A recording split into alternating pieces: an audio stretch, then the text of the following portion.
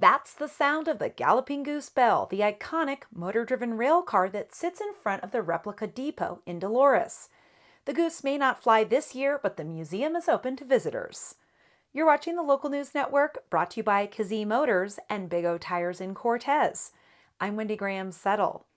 It looks like a cross between a school bus and a railroad locomotive, but Galloping Goose number 5 worked like a pack horse for nearly 20 years, delivering mail and the occasional passenger from Durango to Dolores, over Lizard Head Pass, and on to Telluride and Ridgeway. And once again, you can drop by the Dolores Depot to learn more about the unusual rail car. The Galloping Goose Historical Society announced that it would open its museum to the public after closing for more than a year because of the pandemic. And the goose may yet fly again in late summer or early fall. The Galloping Goose motor rail car in Dolores is one of only 7 built by the Rio Grande Southern Railroad, and it may not have been hatched at all had the railroad been financially successful. Automeers built the Rio Grande Southern route in the 1890s to transport passengers, farm products, fuel, lumber, and silver ore from the mining towns of Telluride and Rico to Durango.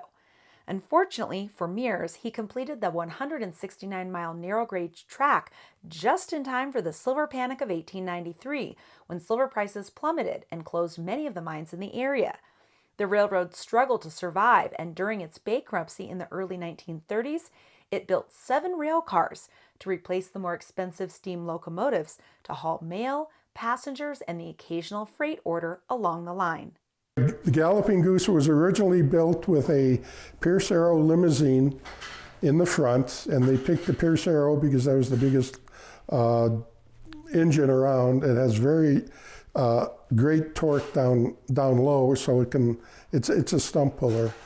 And they built a box on the back. The goose that we have we call it a limousine model because it had a Pierce Arrow limousine to start with, and it's articulated, meaning it hinges in the middle. It's like a truck and trailer on a semi-trailer.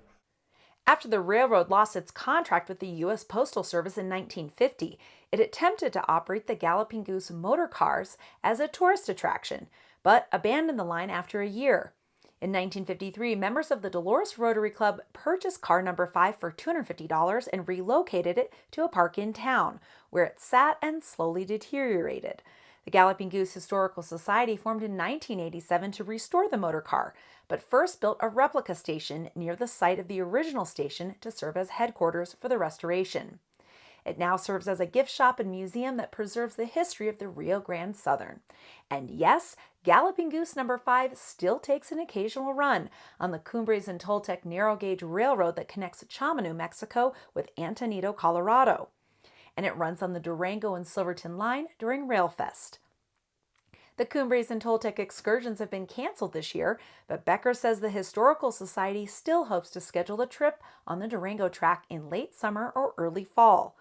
Becker says that volunteers have maintained the Galloping Goose and have operated the museum for more than 30 years, a testament to the goose's local popularity. Goose 5 was restored in 1998. It has operated almost every year since then. It has operated longer as a restored vehicle than when it was run by the railroad.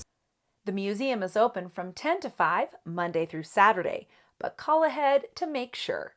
You can learn more about the goose at gallopinggoose5.org.